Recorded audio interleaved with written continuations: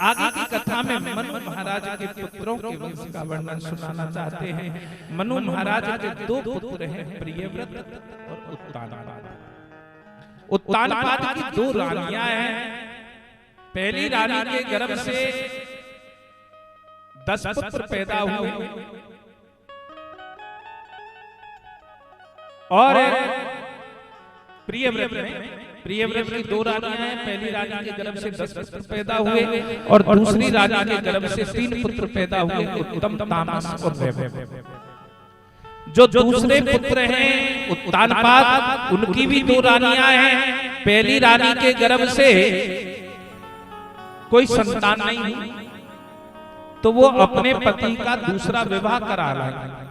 पहली रानी का नाम था सुमति और दूसरी रानी जिसका विवाह करके लाई उनका नाम था सुरुचि। लेकिन भगवान की ऐसी कृपा हुई कि बड़ी रानी गर्भ धारण कर लेती हैं और जब बड़ी रानी गर्भ धारण कर लेती हैं तो छोटी रानी राजा पर अपना स्वामित्व प्रकट करती हैं और बड़ी रानी को धक्का मारकर महलों से बाहर निकलवा दिया। बड़ी रानी बड़ी प्रसन्न है। क्यों? क्योंकि तू रूठी और मैं छूटी। अब मैं भगवान का भजन, भगवान का चिंतन, भगवान का सुमरन बड़ी आसानी से कर पाऊंगी। आप जैसी कोई नारी होती तो कभी कई सियाने के झोरे जाती, कई पंडित के झोरे जाती, कई टोना टोटका वाले के पास जाती कि महाराज मेरे आदमी ने मैं तो निकाल दई और मेरो कोई इलाज करो, जाते मेरो घर बस जाए। लेकिन यहाँ उनकी ऐसी नियति नहीं है। कारण क्या है? क्योंकि जो भगवान का भक्त होता है वो कदापि किसी भी प्रकार से, किसी भी तरीके से दूसरे को नीचा दिखाना नहीं चाहता। जो भगवान का भक्त नहीं है वो सदैव ऐसे ऐसे प्रयोजन करेगा जिससे कि दूसरे को, सामने वाले को नीचा दिखाया जा सके।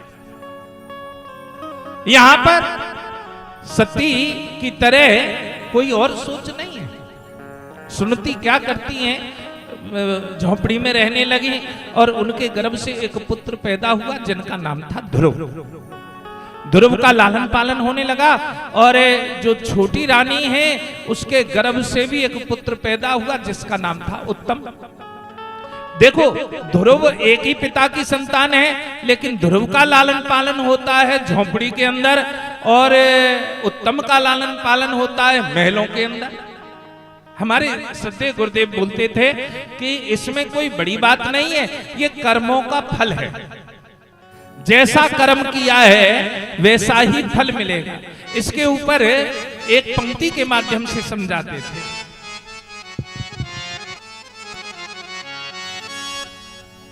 एक माए के दो बेटाए अपने अपने, एक माए के दो बेटाए अपने अपने भाग। एक माए के दो बेटाए अपने अपने भाग। एक माए के दो बेटाए अपने अपने भाग। एक तो कुर्सी उड़ा, एक कुर्सी उड़ा, तू जो देगा करेगो सोई पावेगो कत दियो रे राम को धोई। करेगो सोई हरे हरे करेगो सोई पावेगो कत दियो रे राम को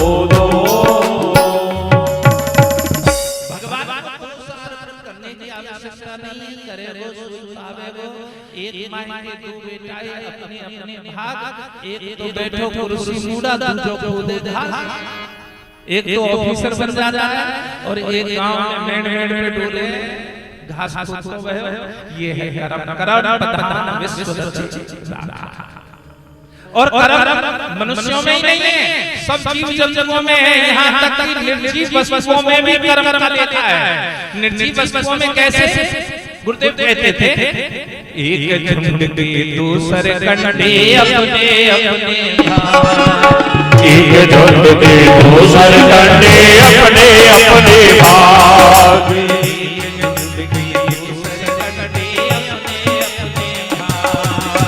एक एक झुंड के दो सरकंडे अपने अपने भाग। एक काटी कलम बनाई, दूजी की छाई छप्पर छाने। करे गो सोई हरे हरे करे गो सोई पावे गो मत दियो रे राम को दोष। करे गो सोई हरे हरे करे गो सोई पावे गो मत दियो रे राम को दोष। एक झुंड के दो सरकंडे अपने अपने भाग, एक झुंड के दो सरकंडे अपने अपने भाग। एक की काटी कलम बनाई, जो कलम बने तो कलम में धूप ते ताप ते बरसा ते आंधी ते तूफान ते सबसे बचा के रखो जावे। कलम पर आप लोगों ने जो पुराने बुजुर्ग पढ़े हुए हैं, जो पट्टी बुद्धिका से पढ़े हुए हैं, कलम से दबाव से पढ़े हुए हैं, तो कलम में कैसे रखे, बड़े संभाल के रखे। और यदि टूट जावे ही तो ऐसे लगे जैसे कि हमारे शरीर से कोई अंग ही समाप्त हो गया हो। एक ही झुंड के सरकंडे हैं, एक तो गर्मी से, सर्दी से, धूप से, ताप से सबसे बच रहा है, और एक की छाई छप्पर छान। और उसी झुंड को जैसी छान बने तो वो सर्दी में भी पड़ो है, गर्मी में भी पड़ो है, धूप में भी पड़ो है, बारिश में भी पड़ा है। और तो और एक गाय के दो बछड़ाए अपने अपने भाग।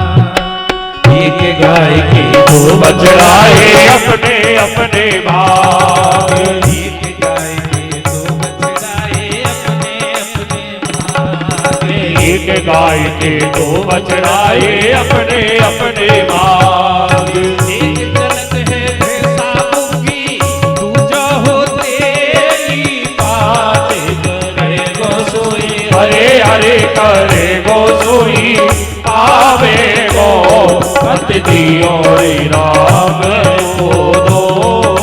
करे गो सोई हरे हरे करे गो सोई पावे गो मत दियो रे राम को दोष।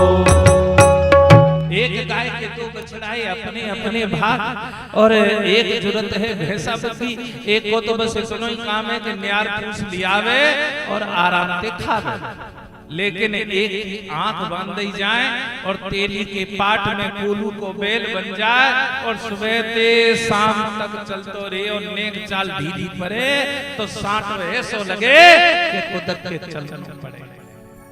तो ये कर्म है, कर्म प्रधान विश्व रच रखा।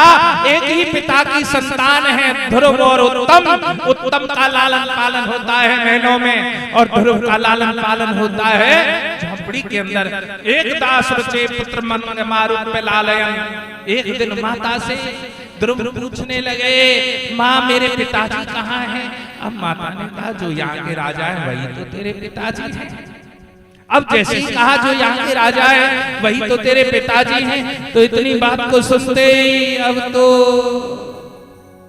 ध्रुव के मन में लालसा हुई, पिता की गोदी में बैठने के लिए चलने लगे। पीछे से सौतेली मां गई और नाग रही तो मैं आया तुम कुछ स्वापी न पाप न जा। यदि तुझे इस गोदी में बैठना था तो मेरी कोख से जन्म लेता, उस दासी की कोख से जन्म क्यों लिया? धक्का मार दिया और कहने लगी तब सारा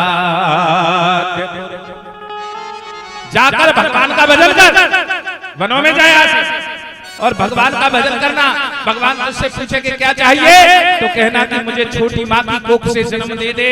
जब तुझे मेरी कोख से जन्म मिलेगा तब तो तू राजगद्दी का अधिकारी बन सकता है, अन्यथा नहीं। अपनी कोख को भगवान से बड़ा माना है। ध्रुव रोते हुए आ गए। कल की मां नारायण के साथ जोड़ती है, आज की मां नारी के साथ जोड़ती है। कल का बच्चा रोता है, मां नारायण के साथ जोड़ती है। मां से कहा मां, मौसी ने धक्का मार दिया और मां कह रही है आतिष्ठ तत्तात विमत्सर। अरे अच्छा हुआ मान लिया तो क्या बात है, वैसे तेरी सौतेली माँ है लेकिन अच्छा कहा है, तू राजा का बेटा है। राजा के बेटे को अंततः एक ना एक दिन राजपाट छोड़कर भजन के लिए वनों में जाना होता है। जो काम कल करना है वो आज कर ले। छोड़ दे इस राज्य की लालसा को, जा भजन कर। यदि क्षसे अध्यासन मुक्तमो यथा है, सब छोड़। देखो कल बच्चा रोता है, यहाँ लक्ष्मण रोते हैं, तो लक्ष्मण की माता कहती हैं जहां राम है वहीं तेरी अयोध्या है, जहां श्री सीता जी है वहां तेरी माता है। ध्रुव रो रहे हैं तो ध्रुव की मां कह रही है वनों में जा, इस हाड़ मास के बाप की गोदी में बैठने से तुझे कोई फायदा नहीं, तुझे तो उसकी गोदी में बैठना है जो जगत का पिता है, जो जगत का बाप है। लेकिन आज का बच्चा रोए तो आज की माँ क्या कहती है, कल की माँ नारायण के साथ जोड़ती है और आज की माँ नारी के साथ जोड़ती है। नारी के साथ कैसे जोड़ती है, जब बच्चा रोए काजल लगा रही हो, बालक के मैया काजल लगा रही हो, बालक बिलच जाए तो आज की महतारी कैसे बोलेगी, मेरा लाला इंस्पेक्टर बनेगो, मेरा लाला डॉक्टर बनेगो, और बड़ो है के ना फिर ब्याह हुएगा और बहू आवेगी, और पतो कैसी आवेगी, बटुआसी। अरे पहले जमानों जब बटुआसी आमे अमामे लठियासी, पहले समय था जब आमे बटुआसी, आजकल आमे लठियासी। जिनकी माता पहले सिखा देती है, फोन पर सब बता दिया जाता है, और फोन पे पहले भी सारे दादे होते थे हमारे परिवारों में। लेकिन हमारे परिवारों में, हमारे समाज में तलाक का कोई विषय नहीं था, क्योंकि हमारे यहाँ शादी कोई एग्रीमेंट नहीं है। सनातन धर्म के अंदर शादी कोई एग्रीमेंट नहीं है।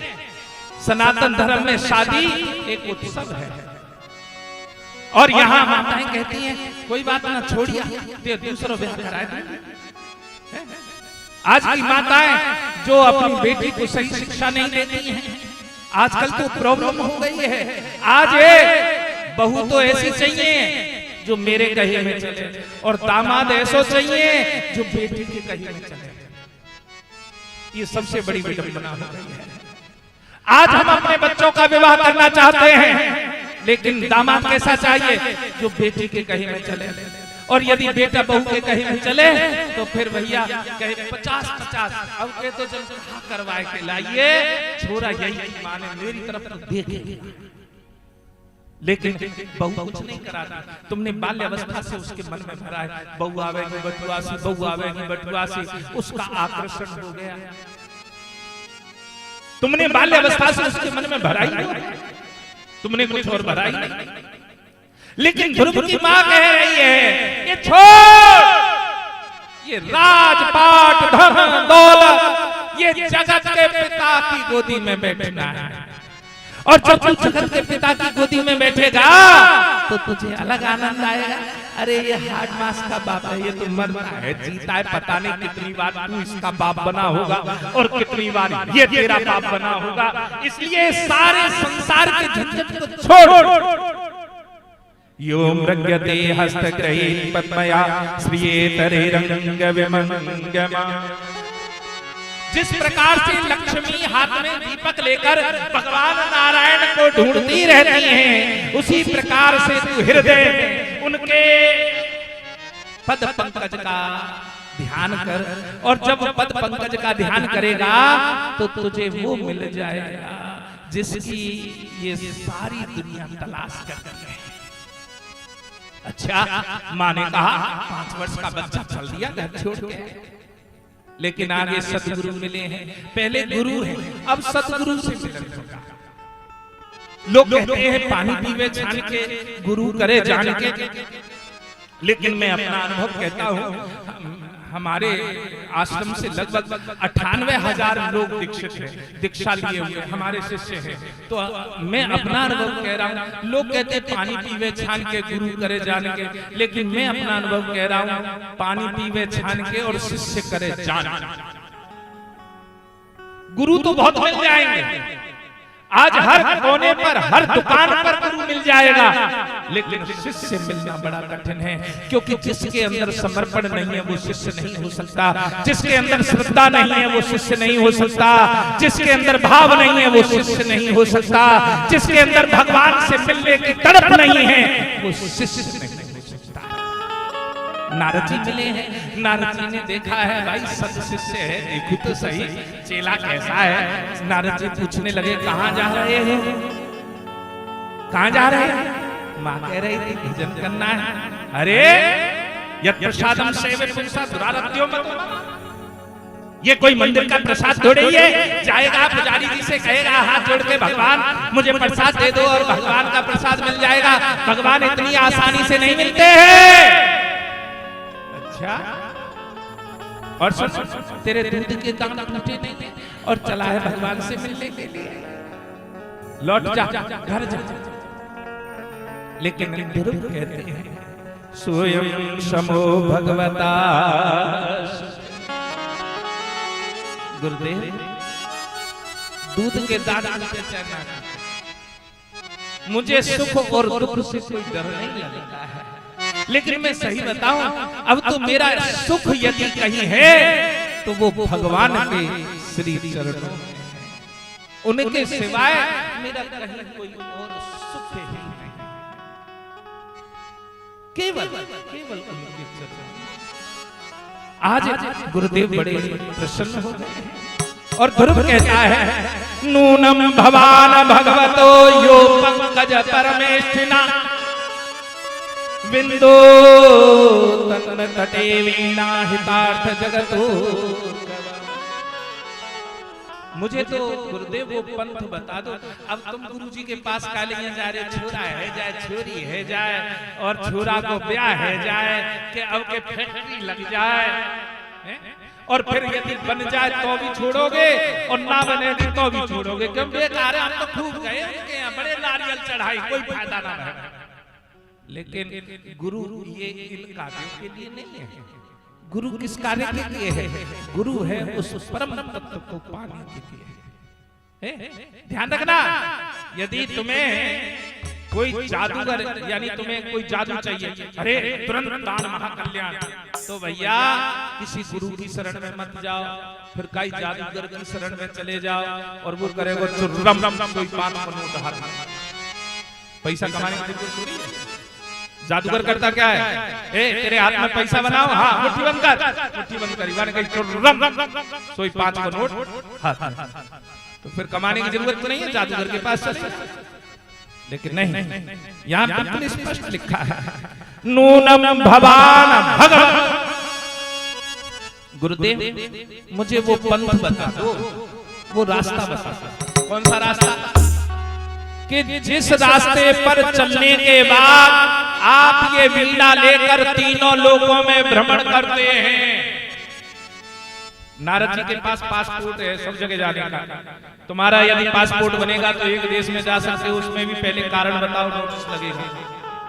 लेकिन नारद जी चाहे स्वर्ग में जाएं, चाहे नरक में जाएं, चाहे वैकुंठ में जाएं, और एक और बात है, वैकुंठ में जो व्यक्ति जो जीव एक बार चला जाए वो लौटकर दोबारा से मृत्यु लोक में नहीं आता।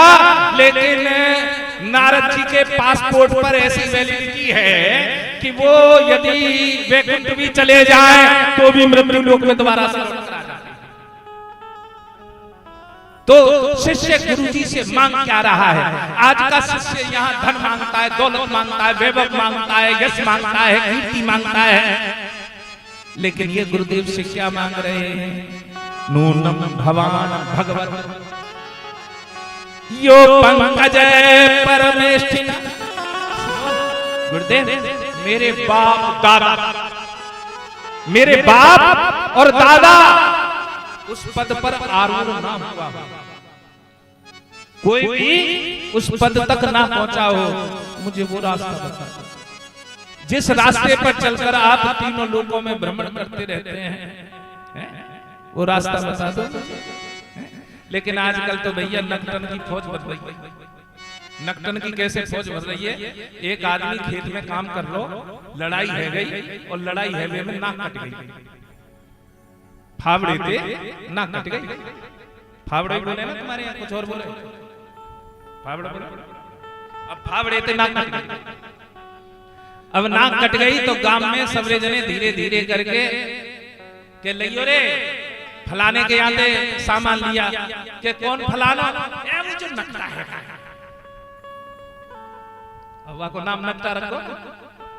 अब वो नकटा है क्या वाके यहाँ पे सामान वाके पड़ोस में ते लिया। अब भैया धीरे धीरे धीरे धीरे पूरे गांव में, जैसे पूरा करहिया गांव बड़ो, ऐसे बड़ो गांव और पूरे गांव में हल्ला मच गयो कि कोई भी के अरे वो नकटा है गो, अरे वो नकटते कहियो। अब नकटा बड़ा परेशान एक साधु की शरण में गया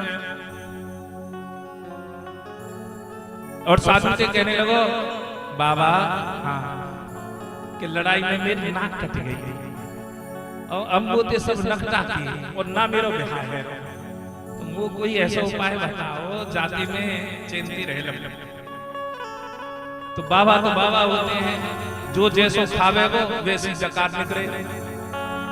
बाबा जी कहने लगो कि बाबा जी बन जा बिहार तेरो भयो नहीं, नकटा दुनिया के बाबा जी बन जावेगो तो दुनिया दंडवत तो करेगी क्या? अच्छा और सुने मूड मुड़ाए 3 गुण मिट गई सिर की खाज और खाने को लड्डू मिले और लोग कहे महाराज कि अच्छा महाराज।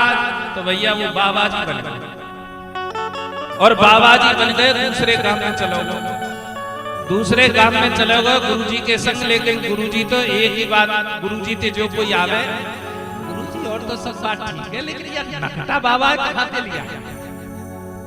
अब भैया वो नकटा शब्द नहीं बाबा पीछो छोड़े। अब जब नकटा शब्द पीछो नहीं छोड़े तो गुरुजी से तो दुखी आएगा और गुरुजी ते दुखी आए के वाले वो छोड़ के और चलो गए कहाँ? दूसरे आश्रम।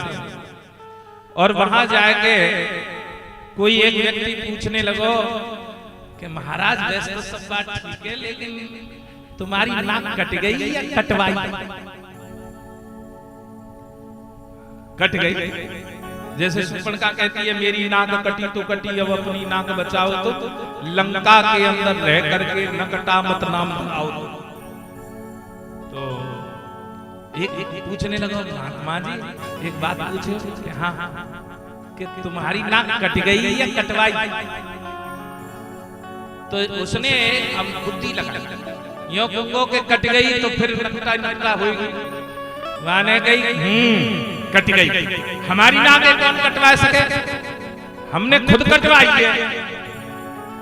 तो महाराज का फायदा भयो होगा जब तो कटवाई होगी, क्योंकि बिना फायदा के तो मनुष्य कोई काम करे ही ना।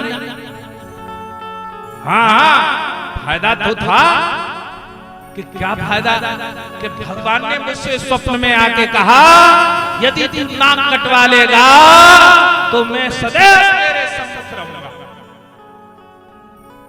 भैया बाबा जी ने जैसे ही कही कि भगवान ने स्वप्न में आके कहा कि नाक कटवा लेगा तो सदैव मैं तेरे सम्मुख रहूंगा। और मैंने झटपटे अगले दिन नाक कटवाई और उसी दिन से देखो मुरली वालों देखो जुगल स्वरूप में जो सामने बैठा था बेचारा अनपढ़ था, वाने कही महाराज तो भजन करने की जरूरत ना, बिना भजन के भगवान मिल जाएंगे। हाँ नाक कटवा लेते ही मिल जाएंगे फिर तो। हाँ अब व्यक्ति तो चाहता ही है भजन नहीं करना पड़े, सुमिरन नहीं करना पड़े, जाप नहीं करना पड़े और बस गुरु जी की शरण में जाओ, गुरु जी कंठी पहना में और तुरंत सीधो भगवान के साक्षात्कार है। अब आने कहीं बड़ो सरल रास्ता है, नाक कटवाने ते ही भगवान मिल जाए। और वो आंख बंद करके लगता कह रहा ओहो आप तो भगवान ने ओ पीलो पीतांबर तो छोड़ दो, आज तो बिल्कुल हरे हरे वस्त्र पहन रखे हैं। बड़ा आनंद बड़ा आनंद। वो कहने लगा तो महाराज पहले मेरी ओर काटा, मेरी लिए काटा, मैं भी भगवान के दर्शन करना चाहूं। नकटा सोचने लगो कि मेरी तो कटी गई है, अब याद के नकटा बनाऊंगा एक से दो बढ़िया। उसने बाकी की नाक काट दी, लेकिन भैया वन नाक कटते ही तुरंत आंख बंद करी और कह रहा कि भगवान के दर्शन तो है रे नाए। तो वो बाबा जी कहने लगे वो ये कौन सी आज तक रहे कि फिर तुमने मेरी नाक काई को काटी कि वो तो एक से दो कर ली। अब भैया दो है रे, अब कोई आके पूछे चले तेरे नाक काई कटवाई, तो के भगवान के दर्शन के लिए कटवाई। अब यदि वो कहे कि कोई भगवान दिखाई ना दे रहे, तो दुनिया यूं कहेगी कि नाक काई कटवाई फिरते ने। और यदि यूं कह दे कि दिखाई दे रहे, तो फिर दूसरा आदमी भी तैयार रह जावे। वाने कही कि जब मेरी कट गई है तो और भी सबकी कट जाए। वाने कही भैया मैंने नाक यूं ही नहीं कटवाई, महाराज ने मुझे बताई कि भगवान ते सीधो मिलो जा सके, और भगवान ते मिलवे के नहीं सोई मैंने झट से मीना पे नाक कटवा दी। और देखा गोविंद सिंह महात्मा की तरह, अरे भाई साहब आज तो जुगल जोड़ी स्वरूप है पूरा भगवान। अब भैया सुन सुन के एक ने, दो ने, तीन ने, आधे गांव ने नाक कटवा दी, लेकिन दिखाई का ये बस नाक कटवाने से। आज यही हाल हमारे समाज का है कि गुरु बनाना तो चाहते हैं, वाकई लिए चाहे भले ही नाक कट जाए। और भैया नर्तन की फौज इतनी है कि जिनकी नाक ना कटी, नाक बारे कुछ बोले तो वो मानने भी ना, नकटे पूछे और सब पूछे, लेकिन गुरु कह रहा भगवान नूनम भवान भगवतो